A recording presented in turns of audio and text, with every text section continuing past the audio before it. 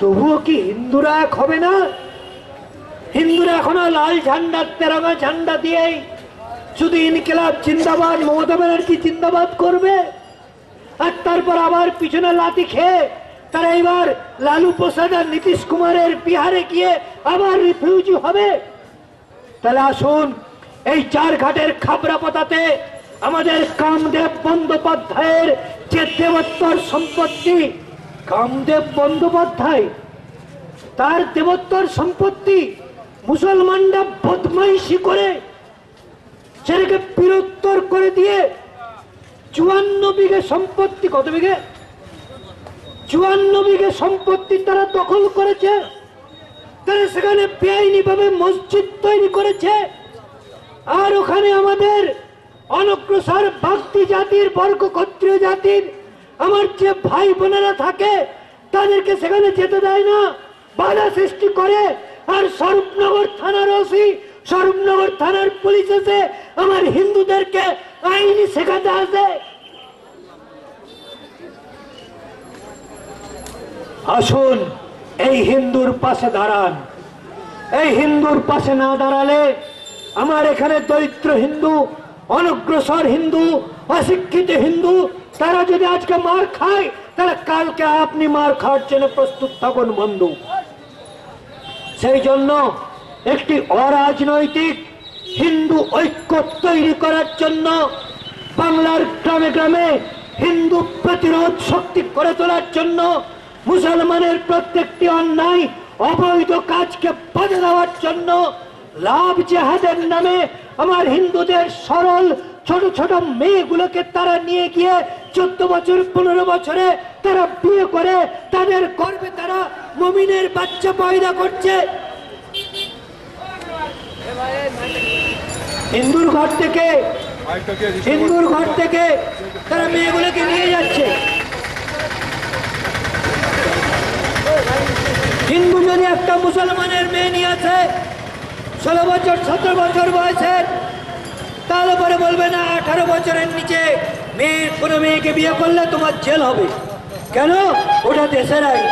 কিন্তু মুসলমান যখন হিন্দুর ঘর থেকে 15 বছরের একটা মেয়েকে নিয়ে গিয়ে বিয়ে করছে, বলছে না ইসলামিক মুসলিম পার্সোনাল ল আছে, তাতে সে 15 বছরে বিয়ে করতে পারে। এমনি করে আমাদের হিন্দু ছোট ছোট বোনগুলোকে ওরা ভরকিয়ে রাজা, বাপি, পলাশ এই সমস্ত নাম দিয়ে তার সঙ্গে প্রেমের অভিনয় করে, তার সঙ্গে যৌন সঙ্গম করে তাকে নষ্ট করে দিয়ে, তাকে অসহায় করে, তাকে মজবুর করে দিয়ে তাকে তার ঘরে নিয়ে গিয়ে ঢোকাচ্ছে। আর আমরা হিন্দুরা ধর্মনিরপেক্ষতার ভণ্ডামি করে নিজেদের সর্বনাশ করছি। এটা ওদের লাভ জেহাদ। যেমন করে আজমল কাসাব পাকিস্তান থেকে এসেছিল RDX নিয়ে জেহাদ করতে, তেমনি করে এখানে ওই রাজা, বাপি, খোকন, পলাশের মতো মুসলমান যুবকরা তারা AK-47 নিয়ে নয়, তারা প্রেমের অভিনয় করে এক একটা হিন্দু মেয়েকে নিয়ে গিয়ে তারা লাভ জেহাদ করছে বন্ধু। আমার এই হিন্দু মেয়েগুলোকে, এই সরল মেয়েগুলোকে আমাদের বাঁচাতে হবে। আর তার উপরে ডাকাতির নামে হিন্দু মা বোনের ইজ্জত নষ্ট করা হচ্ছে, ধর্ষণ করা হচ্ছে, হিন্দু মেয়েদের উপর অত্যাচার করা হচ্ছে, হিন্দুর সম্পত্তি জবরদখল করা হচ্ছে, কবরস্থানের নামে হিন্দুর সম্পত্তি দখল করা হচ্ছে, সরকারি জায়গাতে হঠাৎ একটা কুত্তার লাশ পুঁতে দিয়ে তারা মাজার করে তুলছে, এমনি করে তারা জমির দখল নিচ্ছে বন্ধু। এর বিরুদ্ধে হিন্দুর সচেতনতা তৈরি করা, হিন্দুর চোখ খোলা, আর গ্রামে গ্রামে হিন্দু প্রতিরোধ করে তোলা, হিন্দু প্রতিরোধ করে তোলা। তার জন্য হিন্দু সংগতি তৈরি হয়েছে। আমাদের পাশের জেলা নদিয়া জেলা 2003 সালের 5ই ফেব্রুয়ারি ধানতলা থানার আইসমালি গ্রাম, সেই আইসমালি গ্রামে যখন বরযাত্রী বোঝাই টাটা সুমো আর বাস ফিরছিল, তখন সেই আইসমালিতে ওই টাটা সুমো আর বাস আটকে দিয়ে মুসলমানরা সমস্ত আমার বরযাত্রী কন্যাযাত্রী হিন্দু মেয়েদেরকে নামিয়ে 2003 সালের 5ই ফেব্রুয়ারি রাত্রে ওই রোডের পাশেই ছিল একটি মাদ্রাসা। সেই মাদ্রাসাতে নিয়ে গিয়ে সারা রাত্রি ব্যাপী গণধর্ষণ করেছিল। সিপিএম নেতা সুবল বাগচির বাড়ির মেয়ের বিয়ে ছিল। সেই বিয়েতে বরযাত্রীরা যখন ফেরত যাচ্ছিল, বাংলাদেশ নয়, পাকিস্তান নয়, নোয়াখালী নয়, বরিশাল নয়, আমার ইন্ডিয়াতে, আমার পশ্চিমবঙ্গে, আমার নদিয়া জেলাতে ধানতলাতে 5ই ফেব্রুয়ারি 2003 সাল সারা রাত্রি ব্যাপী গণধর্ষণ হয়েছিল হিন্দু মা বোনেদের। তবুও সেই মুসলিম দুষ্কৃতকারীদের শাস্তি হয়নি। কেন না? ওরা একজোট হয়ে ভোট দেয়।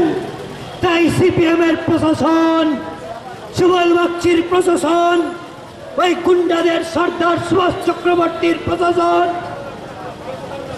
ওই বুদ্ধদেব ভট্টাচার্যের প্রশাসন ওই ধানতলার গণধর্ষিতা আমার হিন্দু মা বোনেদেরকে সুবিচার দিতে পারেনি বন্ধু।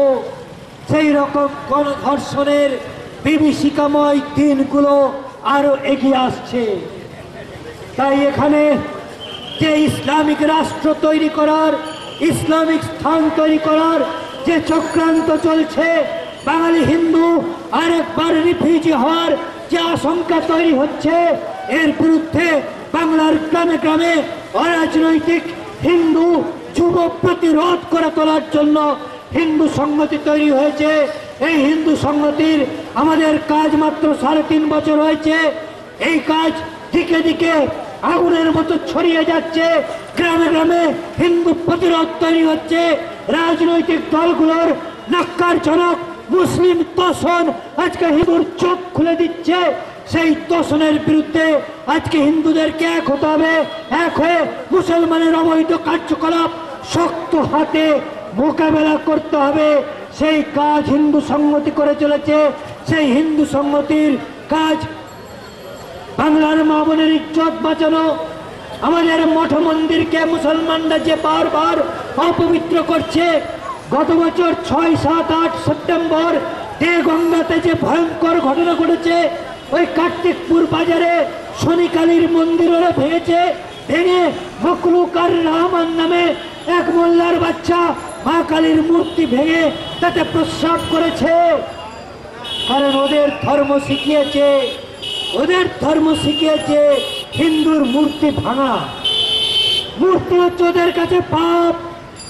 তাই মূর্তি ভাঙলে ওদের পুণ্য হয়। ওদের পয়গম্বর হযরত মুহাম্মদ সাহেব নিজের হাতে কাবার মন্দির থেকে, আগে তো কাবা মসজিদ ছিল না, কাবার মন্দির থেকে 360টা মূর্তি নিজের হাতে টেনে নামিয়ে ছুঁড়ে ফেলে ভেঙেছেন। এটা আমি নিজে মুসলমানদের ক্যাসেটে শুনেছি। হাদিসে আছে কথা, ইসলামের প্রতিষ্ঠাতা মোহাম্মদ সাহেব নিজে কাবার মন্দির, যাকে এখন কাবা মসজিদ বলা হয়, মক্কার কাবা মসজিদ, সেটা ছিল আগে কাবার মন্দির। সেই কাবার মন্দিরের বাইরের দিকে 360টা মূর্তি ছিল। সেই 360টা মূর্তিকে মোহাম্মদ সাহেব নিজের হাতে ভেঙেছেন। তাই ইসলাম তারা সমস্ত জায়গায় জায়গায় আমাদের মন্দির অপবিত্র করছে, আমাদের মন্দিরে গিয়ে পায়খানা করে দিয়ে আসছে। ওই আপনার কাঁকড়া মির্জাপুরে যে মা কল্যাণময়ী কালী মন্দির আছে, কি গ্রামটার নাম?